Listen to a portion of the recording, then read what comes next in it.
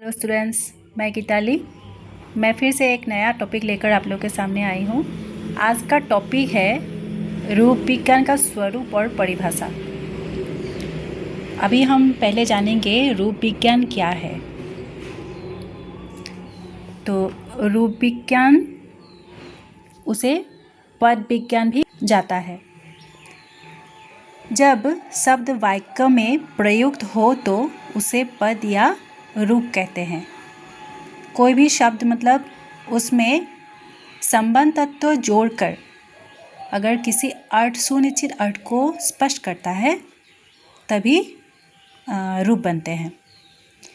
पद या रूप अर्थपूर्ण शब्द होता है जो किसी व्यक्ति, स्थान, वस्तु, गुण, क्रिया, अवस्था आदि को प्रकट करता है।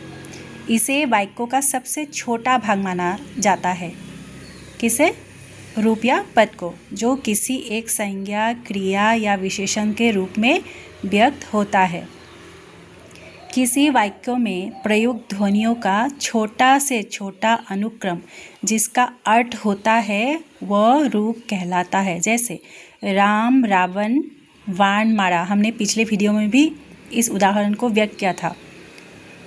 राम रावण बाण मारा, ये सब संबंध तत्व हो गए। वो मूल शब्दों में संबंध तत्व के योग से जो नए रूप बनते हैं वही पद या रूप कहते हैं। जैसे राम के साथ राम ने संबंध तत्व जोड़ गया, रावण के साथ को बाण से मारा, तो एक मारना बाण से मतलब राम रावण बाण मारना, तो इन शब्दों को हमने संबंध तत्व के साथ जोड़कर एक नया रूप बना लिया। राम ने रावण को बाण से मारा। तो सार्थक ध्वनियों के समुच्चय को जब विभक्तियों, प्रत्ययों या परसर्गों द्वारा संयुक्त करके व्यवस्थित ढंग से एक वाक्य में व्यक्त किया जाए तब यह शब्द रूप या पद कहलाता है। तात्पर्य यह है कि रूप या पद भाषा की व्याकरणात्मक अभिव्यक्ति का लघुतम माध्यम है। भाषा की ध्वनि या स्वनिम में जैसे क, म, ल, इनके कोई अर्थ नहीं होता है। जैसे क से हम अभी क्या बनाएंगे, क, ल, म, कलम। उसी तरह म से भी कुछ शब्द बनाएंगे, ल से भी।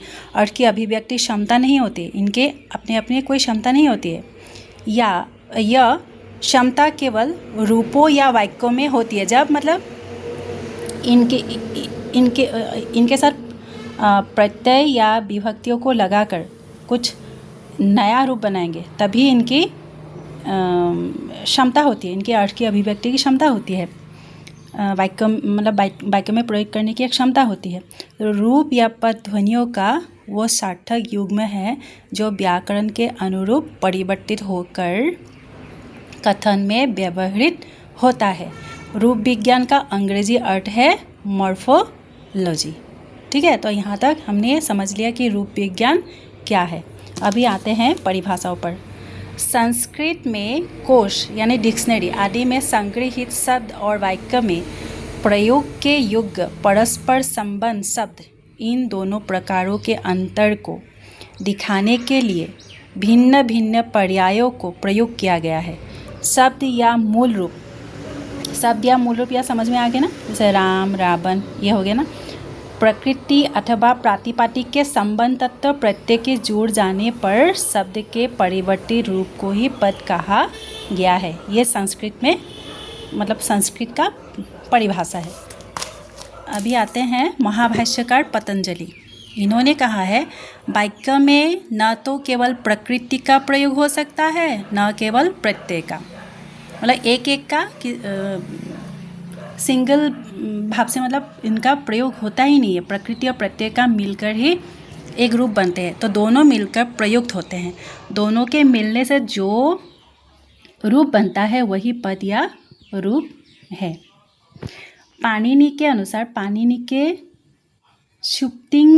तम पदम अर्थात शब्दों में विभक्ति चिन्हों के जुड़ने पर बने रूप तथा धातुओं में तिरंत प्रत्ययों के जुड़ने पर बने रूप पद है। जैसे पत्र शब्द को हम ले सकते हैं। पत्र शब्द को संस्कृत के किसी वाक्य हम इसी रूप में इसका प्रयोग नहीं कर सकते। वैसा करने के लिए इसमें कोई संबंध सूचक विभक्ति जोड़नी होगी, जैसे पत्रम पतति अर्थात पत्ता गिरता है। शुद्ध शब्द तो पत्र है और वाक्य में प्रयोग करने के लिए हमने क्या बनाया, उसमें पत्रम का रूप धारण करना हमें पड़ा। तो पत्रम पतति, तो पत्ता गिरता है, तभी मतलब एक रूप बनती है। अभी आते हैं द्वारिका प्रसाद सक्सेना। इन्होंने कहा है सार्थक ध्वनियों के समुच्चय को रूप कहते हैं। मुख से निकली सभी ध्वनियाँ सार्थक नहीं होती है, अतः रूप से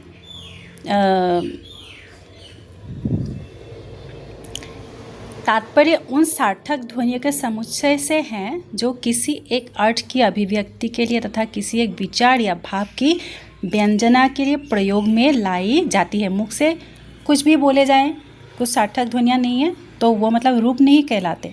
अर्थ की अभिव्यक्ति के लिए तथा किसी एक विचार या भाव की अभिव्यंजना के लिए जो हम प्रयोग में लाते हैं वही मतलब रूप होती है। अभी ये सभी हो गए परिभाषा। अभी आते हैं मतलब एकाक्षरी भाषाओं में किस तरह रूप का प्रयोग होता है और अंग्रेजी में किस तरह होते हैं। तो चीनी आदि अयुगात्मक भाषाओं में शब्द और पद का भेद दिखाई नहीं पड़ता। जैसे फल गिरता है, वाक्य में फल कर्ता कारक है और मैं फल खाता हूँ। वाक्य में फल कर्म कारक है। यहाँ फल में को, का आदि किसी का भी प्रयोग नहीं हुआ है। जैसे फल गिरता है और मैं फल खाता हूँ, इसमें मतलब मैं फल को खाता हूँ इस तरह से नहीं होता है। ये अयुगात्मक भाषा में इस तरह से ही प्रयोग होता है। अंग्रेजी भाषा में तो स्थान भेद से अर्थभेद अत्यंत ही स्पष्ट दिखाई देती है। जैसे राम किल मोहन, मोहन किल राम। प्रथम वाक्य में राम कर्ता और मोहन कर्म है, जबकि द्वितीय में कर्ता क्या हुआ, मोहन, और कर्म हो गया राम। तो यहाँ मतलब स्थान भेद से ही मतलब अर्थ में भी भेद दिखलाई पड़ गई। आई होप ये वीडियो आप लोग को समझ में आ गई होंगी और नेक्स्ट वीडियो में हम रूप इसके भेदों पर हम चर्चा करेंगे। मतलब रूप विज्ञान के जितने भी भेद हैं उन पर हम चर्चा करेंगे। ठीक है।